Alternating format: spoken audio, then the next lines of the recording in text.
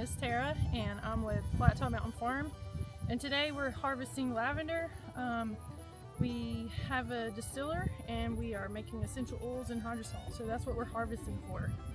I have this handy dandy little kind of sickle knife and it makes it easy to just grab a bundle and cut it off. My mom's already harvested half of this row and I'm gonna do the other half.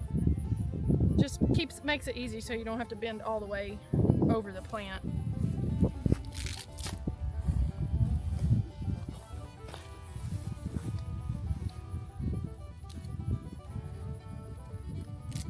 We want to try to help the plant keep a nice dome shape so we can come back when we're all done harvesting and get some of these spots that are left behind.